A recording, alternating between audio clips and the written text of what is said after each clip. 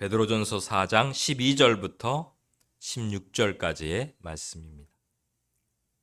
사랑하는 자들아, 너희를 연단하려고 오는 불시험을 이상한 일 당하는 것 같이 이상히 여기지 말고 오히려 너희가 그리스도의 고난에 참여하는 것으로 즐거워하라. 이는 그의 영광을 나타내실 때에 너희로 즐거워하고 기뻐하게 하려 함이라. 너희가 그리스도의 이름으로 치욕을 당하면 복 있는 자로다. 영광의 영, 곧 하나님의 영이 너희 위에 계심이라. 너희 중에 누구든지 살인이나 도둑질이나 악행이나 남의 일을 간섭하는 자로 고난을 받지 말려니와 만일 그리스도인으로 고난을 받으면 부끄러워하지 말고 도리어 그 이름으로 하나님께 영광을 돌리라. 아멘. 참으로 안타깝게도 지난 주간에 많은 비 피해가 있었습니다.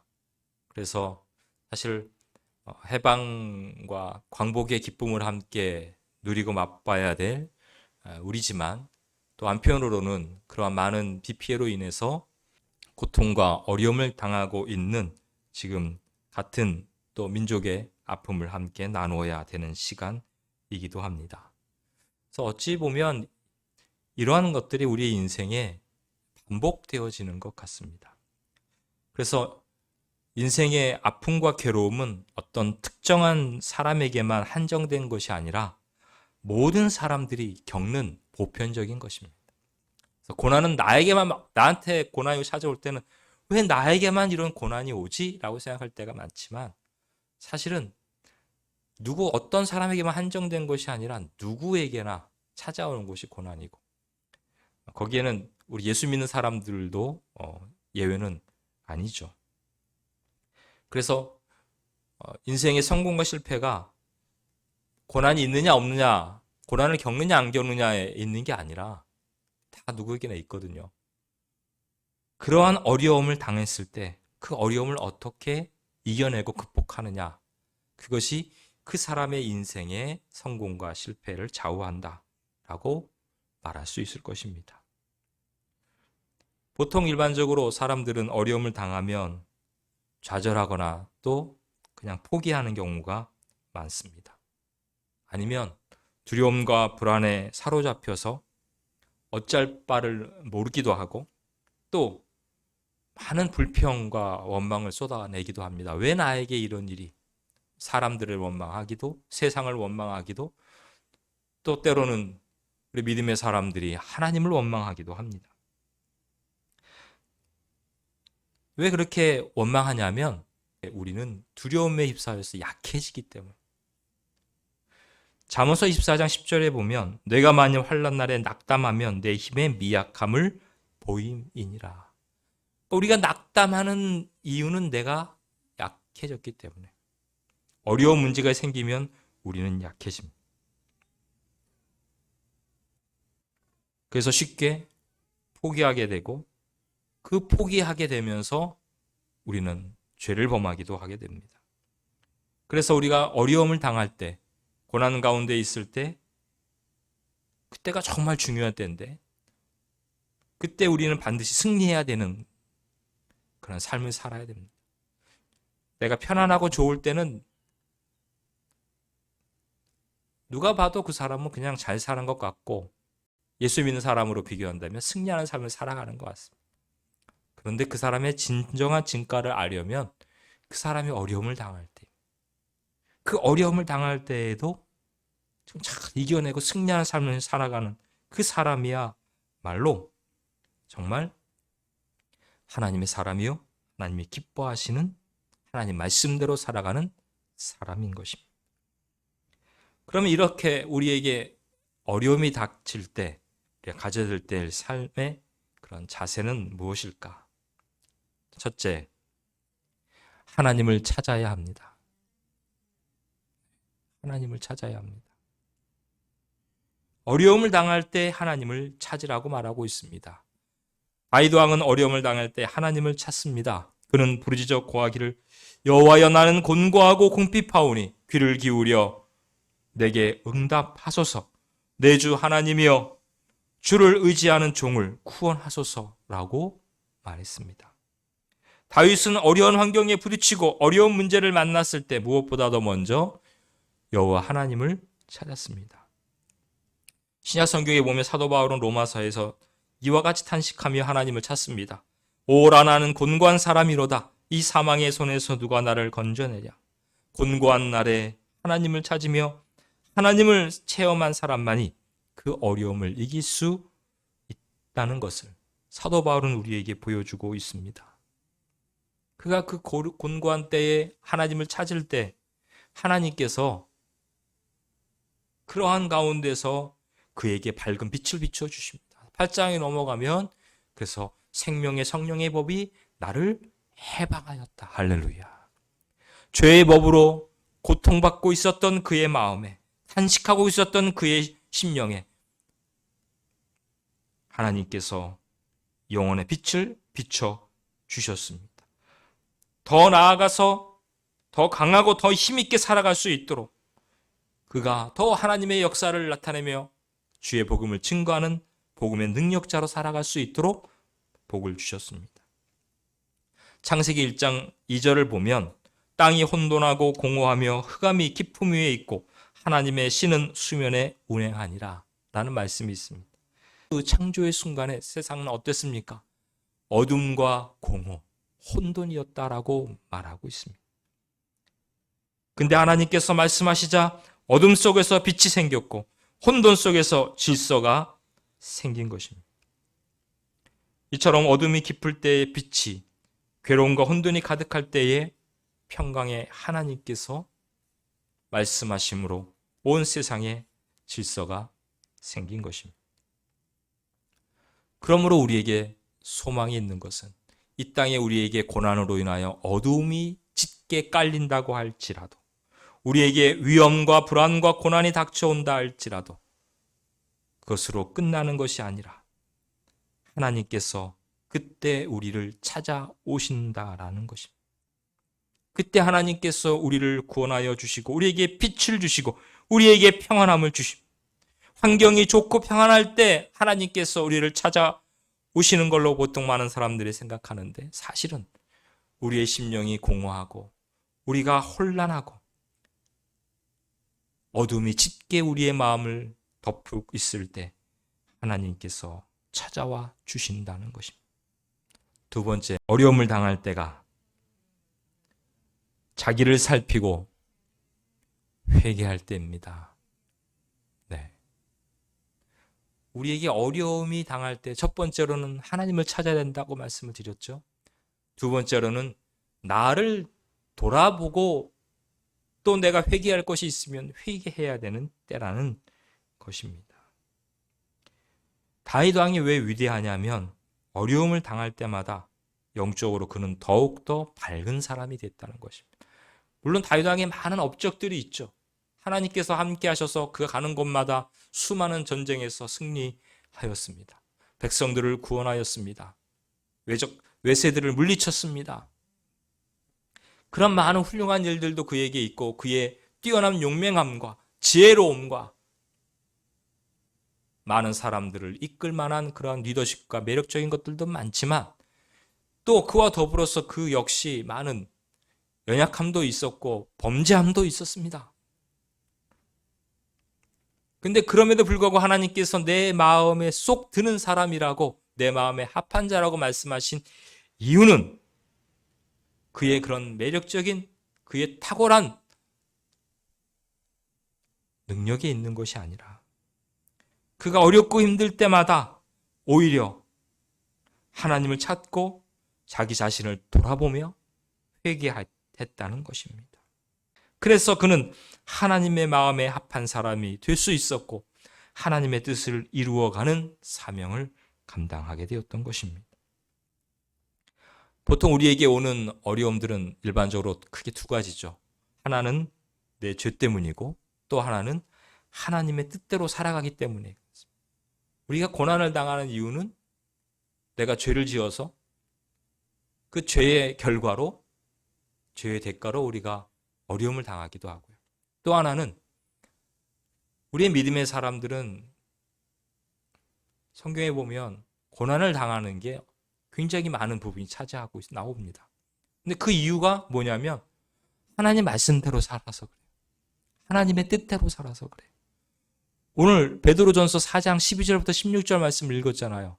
거기에 말씀이 뭐라고 기록되어 있습니까? 사랑하는 자들아 너희를 연단하려고 오는 불시험을 이상한 일 당하는 것 같이 이상히 여기지 말고 오히려 너희가 그리스도의 고난에 참여하는 것으로 즐거워하라. 너희에게 불시험이 그게 바로 고난 아닙니까? 고난이 찾아올 때 그것을 이상하게 여기지 말고 내가 예수 그리스도의 고난에 참여하는구나 라고 생각하며 즐거워하라고 말합니다. 하나님 말씀대로 살아갈 때에 오는 불시험이 있다는 거죠. 그래서 그렇게 찾아오는 고난은 내가 오히려 감사하고 기뻐하고 즐거워할 일이지 이상히 여기지 말고 그것 때문에 불안해하지 말고 그것으로 인하여서 낙담하지 말라는 것입니다. 근데 여기에는 또 15절에 보면 죄로 인한 고난에 대해서도 나옵니다. 15절에. 그래서 여기는 양 두 가지가 다 나오는데 15절에 보니까 너희 중에 누구든지 살인이나 도둑질이나 악행이나 남의 일을 간섭하는 자로 고난을 받지 말려니와. 이런 것으로는 고난받지 말라는 거예요. 이러한 죄를 범함으로 인하여서 죄를 범하여 받는 고난을 받지 말라는 거예요. 죄를 짓고 받는 고난은 우리 그리스도인들에게 결코 유익하지 않고 세상에 결코 우리 그리스도인으로서 바람직하지 않은 모습이죠. 안타까운 것은 공고견하게 예수 믿는 사람들이 세상에 자꾸 입에 오르내리는 이유 가운데 하나가 예수 믿는 사람들이 자꾸 잘못을 저지르고 죄를 범해서 그것이 세상에 나타날 때 얼마나 하나님의 영광을 가리고 우리를 부끄럽게 합니까? 정말 그런 일은 없어야 됩니다. 물론 우리도 사람인지라 연약하고 부족한 게 많죠. 그래서 날마다 우리는 주님 앞에 엎드려야 되는 것이고 조심해야 되는 것이고 다윗처럼 회개하며 나아가야 되는 것입니다. 그런데 조금 전에 말씀드렸던 또 다른 고난은 죄로 인해서 오는 고난이 아니라 우리가 주님의 말씀을 따라서 살아가기 때문에 오는 고난. 이 고난은 어떻게 해야 됩니까? 사실 우리 인간의 신앙이 언제가 가장 위대하냐면 우리가 많은 능력을 가지고 많은 것을 소유하고 많은 사람들이 따를 때가 아니라 오히려 모든 것을 다 버리고 신앙의 양심을 따라 목숨을 걸고 주님을 따를 때 그때에 우리의 신앙이 가장 위대하고 빛나는 것입니다. 진정한 신앙이, 살아있는 신앙이 어디서부터 시작되느냐? 그것은 바로 우리의 자신을 돌아보며 나의 아픔도 나의 고난도 기꺼이 감당하며 주를 위해서 살아갈 때에 그때의 진정한 신앙이 시작되는 것입니다. 다 교회 다닌다고 내가 다 예수 믿는다고 말한다고 그게 신앙이 진정한 신앙이라고 말할 수 없다는 거죠. 믿음이라는 것은 바로 기적입니다. 그 기적은 예수님을 온전히 믿을 때에 시작이 됩니다. 우리가 잘 알고 고백하는 대로 기독교는 체험의 종교입니다.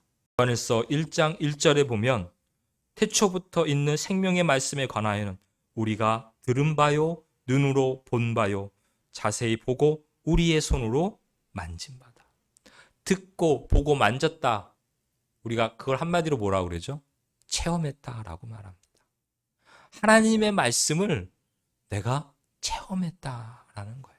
체험학습이라는 것도 우리 아이들 많이 하고 있지 않습니까? 직접 내가 만져보고 느껴보고 보고 듣고 느끼고 하는 그 모든 것들, 그것을 가지고 우리는 진정한 신앙, 살아있는 신앙이다 라고 말하는 것입니다.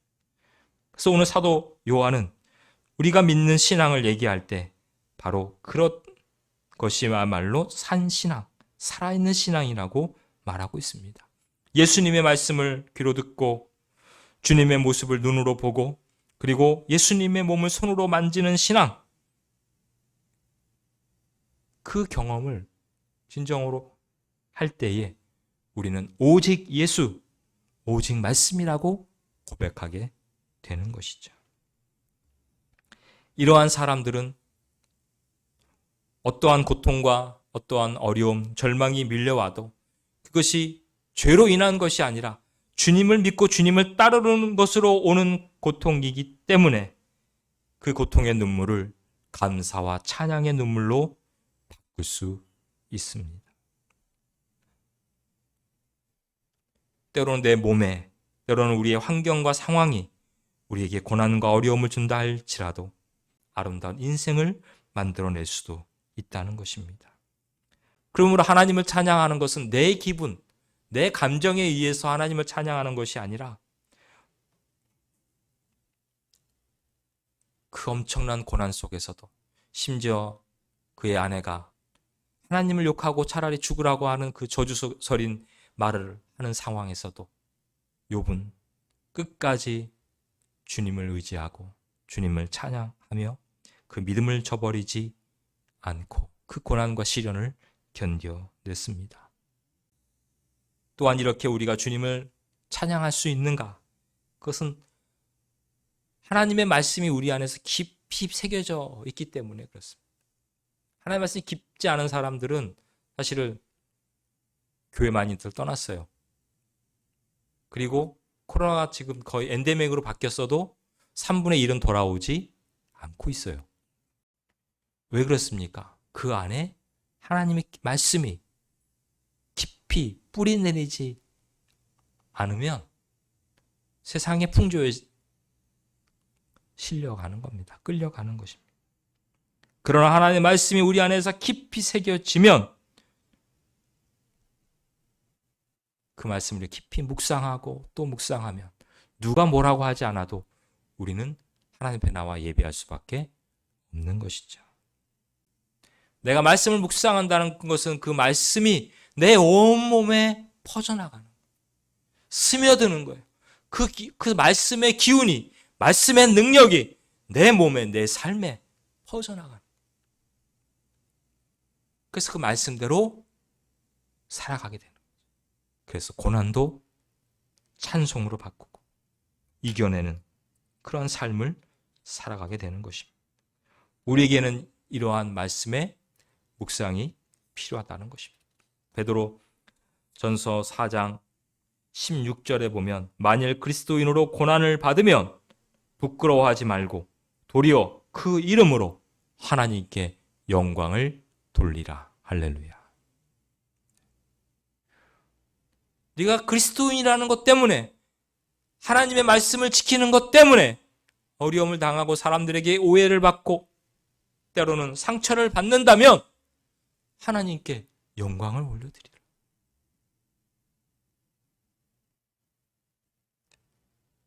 그것 때문에 고난을 받으면 이상히 여기지 말고 그 불시험은 너를 오히려 연단시켜 줄 거야. 너를 더 강하게 할 거야. 세상 사람 짓는 죄를 짓는 것으로 당하지 말고 예수 그리스도를 믿는 그 믿음 때문에 오는 고난이라면 기꺼이 내가 그리스도의 고난에 참여하는 것이라고 믿고 깨닫고 예수 그리스도의 복음을 증거하고 예수 그리스도의 복음을 온전히 믿고 그 말씀대로 살아가는 것으로 인하여 받는 고난이라면 그 고난을 통하여 하나님께 영광을 올려드리라고 말하고 있는 것입니다. 십자가를 지신 주님을 따르는 것이 온전한 신앙생활입니다. 기독교 2000년의 역사는 바로 십자가를 지고 예수님을 따르는 그 성도들의 발걸음으로 지금까지 이어져 왔습니다. 그렇기 때문에 그리스도의 남은 고난을 내 몸에 채우는 것, 그것이 바로 진정한 그리스도인의 삶이라고 사도 바울은 말하고 있습니다. 그리스도의 남은 고난, 주님이 우리를 위해서 십자가를 지시고 온전히 우리를 다 구원한 길을 열어주셨는데 남은 고난이라는 표현을 왜 썼을까요? 그것은 바로 우리가 주님처럼 살아가면서 이 땅에서 받아야 될 고난을 의미하는 것입니다. 주님의 나라, 주님의 뜻이 이 땅에 이루어지기를 위해서 우리 그리스도인이 채워야 될 고난이 있다는 것을 말하는 것입니다. 그래서 사도 바울은 내 자신도 그리스도의 남은 고난을 그의 몸된 교회를 위하여 내 육체에 채우노라라고 고백하고 있는 것입니다. 이 십자가는 마음으로 지는 것만이 아닙니다. 말로만 지는 것, 더더욱 그것만이 아닙니다. 우리가 몸으로, 우리의 삶으로 그 십자가를 짊어지고 가는 것입니다. 십자가가 없는 곳에는 죄사함도 없고 구원도 없고 영생도 없고 하늘나라도 없습니다. 그런데 오늘날 많은 그리스도인들이 십자가는 멀리하고 죄사함과 구원과 영생과 천국과 이 땅에서의 복 다 누리기를 원한다는 것입니다. 그런데 성경은 우리에게 말합니다. 누구든지 주님이 맡겨주신 사명, 그 사명을 감당해야 된다는 것입니다. 그것이 우리에게는 부담이 되겠죠. 그 부담이 곧 짐이기 때문에 그것이 바로 우리에게는 십자가인 것입니다. 십자가가 달리 어디 있는 것이 아니라 주님이 주신 사명을 끝까지 감당하고자 내가 갖고 있는 부담, 무거운 짐, 그것이 십자가입니다. 내가 예수님을 믿기 때문에, 말씀을 내가 묵상하기 때문에 우리에게는 그런 부담이 있습니다. 그런 짐이 있습니다. 그래서 세상 사람들은 쉽게 편하게 생각할 수 있는 것들도 우리는 결코 쉽고 편하지 않은 일들이 있습니다. 믿음의 사람이기 때문에 짊어져야 될 그것이 십자가입니다. 그 십자가를 우리는 몸으로 지는 것이 바로 신앙생활입니다. 경제적인 부담, 시간적인 부담, 마음의 부담, 때로는 피곤한데도 하나님 앞에 나와서 예배하며 또 때로는 봉사하며 감당해야 되는 육체의 부담,